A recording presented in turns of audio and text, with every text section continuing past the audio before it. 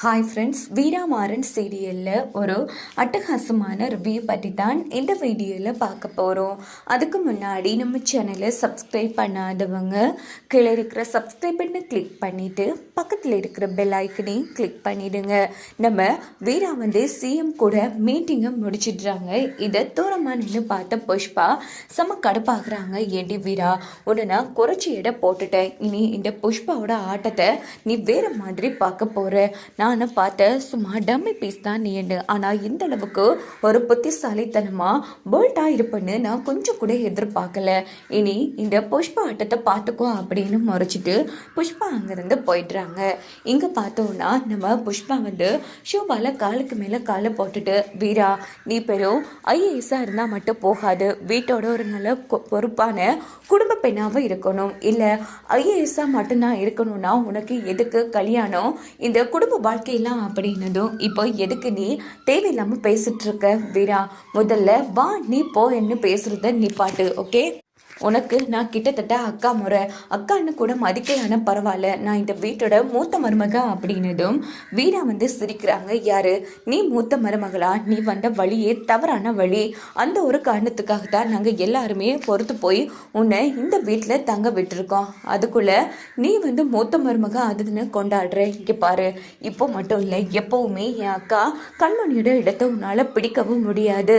அதே மாதிரி அதுக்கான மரியாதையை நீ எங்ககிட்ட இருந்து எதிர்பார்க்கவும் தேவையில்ல அப்படின்னுட்டு வீரா பாட்டுக்கு போனது. ஏய், என்ன ரொம்ப ஓவரா பேசிட்டு போற? இங்க பாரு, நீங்க கொடுத்தாலும் கொடுக்கலனாலும் நீங்க கொடுக்க வேண்டியது அது உங்க கடமை, நீ கொடுத்தே ஆகணும் அப்படின்னதும் மரியாதையை கேட்டு வாங்குற உனக்கெல்லாம் எதுக்கு மரியாதை கொடுக்கணும், இதெல்லாம் உனக்கு அசிங்கமா இல்லையா அப்படின்னதும் வீரா, நீ ரொம்ப பேசுற. நான் நினைச்சேன்னா எங்க நடக்கிற எல்லா கொடுமையும் என் ஊராக்கள்கிட்ட சொல்லி ஊரை கூப்பிட முடியும், பாக்குறியா அப்படின்னதும் வீரா, என்னம்மா இவகிட்ட என்ன பேச்சு கிடக்கு அப்படின்னு ராமச்சந்திரன் வந்ததும், என்ன மாமா, உங்க ஐஏஎஸ் மருமகளுக்கு மட்டும்தான் மரியாதை கொடுப்பீங்க போல இருக்கே அப்படின்னதும், இங்க பாருமா புஷ்பா, நீ இந்த வீட்டுக்கு வந்தா ஒழுங்கான மருமகளா இருந்தா நாங்களும் உனக்கு ஒழுங்கான மரியாதை கொடுக்க போறோம்.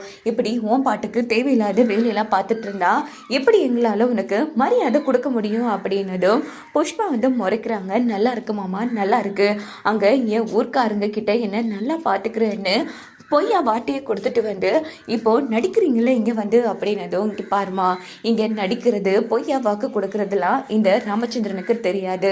நீ ஒழுங்கான மருமலா இருக்கிறனா இரு, இல்லையா உன் ஊருக்கு கிளம்பிட்டே இரு அப்படின்னதும், ஓஹோ அப்படின்னா வீட்டை விட்டு வெளியில போடின்னு சொல்லாம சொல்றீங்களே, இதுக்கப்புறமும் இந்த புஷ்பா சும்மா இருக்க மாட்டா, இன்னைக்கு என் ஊர்க்காரங்களை நான் கூப்பிடுறா அப்படின்னது. ஏய் என்னடி ஆகும்னா ஊர்க்காரங்களை கூப்பிடுறேன்னு சொல்லிட்டு இருக்க, ஏன் அவங்களுக்கு மட்டும்தான் பேச தெரியுமா, எங்களுக்கு பேச தெரியாதா? ஏய் எங்கடி கூப்பிடுறி பார்க்கலாம் அப்படின்னு வள்ளி கத்துனதும், அதானே ஆகும்னா ஊர்க்காரங்கன்னு சொல்லி நம்ம வாயை அடைச்சிட்றா, எங்க தைரியம் இருந்தா கூப்பிட்டு வர சொல்றிய, அவங்களா இல்லை நாங்களான்னு பார்த்துக்கிறோம், இந்த மாதிரி ஒரு கேடு கெட்டவள அந்த அம்மா அப்பா பெத்தத்துக்கு சும்மா நாயை வாங்கி வளர்த்திக்கலாம் அப்படின்னு பிருந்தா சொன்னதும் இதை கேட்டு புஷ்பா செம்ம டென்ஷன் ஆகி, ஏய் என்னடி சொன்ன அப்படின்னு அடிக்கலான்னு போகிறாங்க.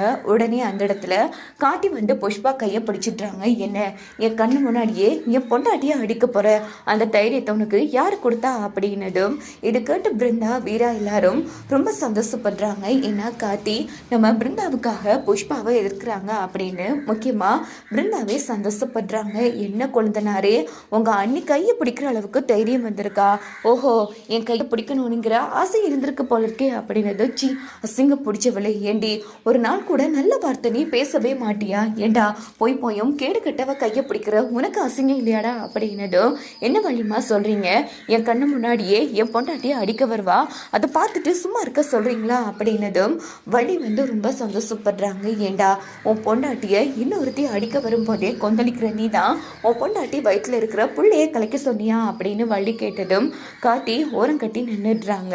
இங்க பார்த்தோம்னா வள்ளி இங்க பாரு புஷ்பா, இப்போ உனக்கு என்னதான் வேணும், இங்க பாருங்க, உங்க ஆசமாக வீரா ஆஃபீஸ்க்கு போகிறதுக்கு முன்னாடி எனக்கு அவள் கையால் ஸ்ட்ராங்காக ஒரு காஃபி போட்டு கொடுத்துட்டு போக சொல்லுங்கள். முக்கியமாக டிஃபன் ரெடியாக இருக்கணும் அப்படின்னதும், ஏய் என்ன பேசிட்டு இருக்க நீ, அதான் வீட்டில் எத்தனை பேர் நாங்கள் இருக்கோம் இல்லையா, நாங்கள் பண்ணி கொடுக்குறோம் அப்படின்னதும் உடனே வீரா வந்து, விடுங்க வீராம்மா, விடுங்க வள்ளிம்மா, நான் செஞ்சு கொடுக்குறேன், பிரச்சனை இல்லை அப்படின்னுட்டு வீரா உள்ளே போனதும் வீரா தங்கச்சியே செஞ்சு கொடுக்குறேன்னு சொல்லிட்டாங்க.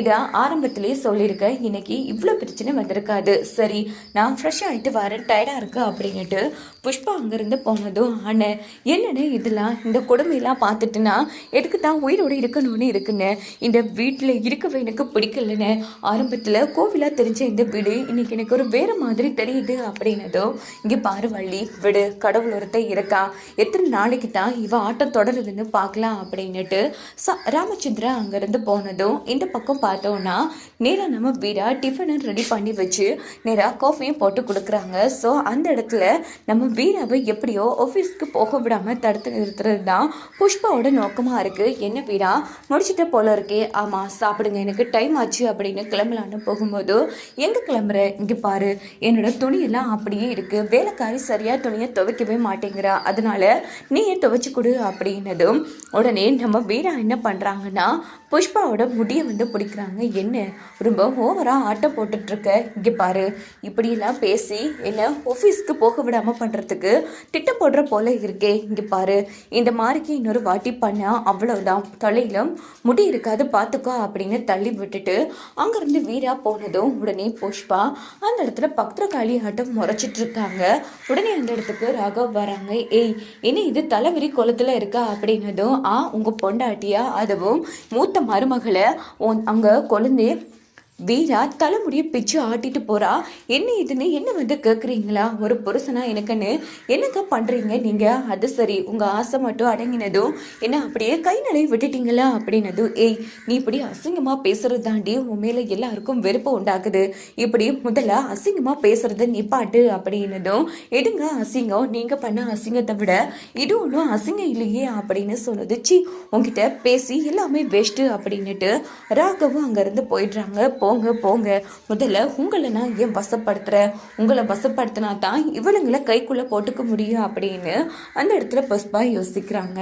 இந்த பக்கம் ஆதி வந்து ஃபோன் அடிக்கிறாங்க. என்னாச்சு, அந்த வீரா ஒரு வழி பண்ணியா அப்படின்னது, நானும் நல்லா பண்ணி பார்த்தா, ஆனால் அவள் அடங்குற மாதிரி இல்லை, எல்லாத்தையும் தள்ளி போட்டுட்டு ஆஃபீஸ்க்கு கிளம்பிட்டா அப்படின்னதும், எப்படி விடுவ புஷ்பா, இங்கே பாரு அவளோட வேலைக்கு போகிறதையே அவள் மறக்கணும், அந்த மாதிரிக்கு சம்பவத்தை பண்ணு, நீ ராணின்னு நிரூபிச்சு காட்டு அப்படின்னதும், இங்கே பாரு நீ சும்மா இருக்கிறத தோண்டி விட்டுட்டு இருக்க, நான் புஷ்பாவாக இருக்கும் போதே இந்த ஆட்டம் ஆடுறேன், நிஜமான என் உண்மையான தோட்டம் ராணி உருவத்தை காட்டினேன், அந்த வீரா மட்டும் இல்லை இந்த குடும்பமே தாங்காது, சரி அடி நான் பார்த்துக்கிறேன், இனி நல்ல நியூஸ் உனக்கு வரும் புரியுதா அப்படின்னுட்டு நம்ம ராணி ஃபோனை வச்சுட்டு, வீரா உன் கொட்டத்தை அடக்கல, என் பேர் புஷ்பா இல்லடி அப்படின்னு சொல்லி புஷ்பா அந்த இடத்துல ரொம்ப கேவலமாக யோசிக்கிறாங்க. எப்படியோ புஷ்பா தான் ராணிங்கிற உண்மையாச்சும் நம்ம வீரமாரம் கண்டுபிடிச்சாங்கன்னா ஈஸியாக எல்லா பிரச்சனையும் ஹேண்டில் பண்ணிடுவாங்க. வாங்க வெயிட் பண்ணி பார்க்கலாம் என்ன மாதிரிக்கு கதைக்களத்தை கொண்டு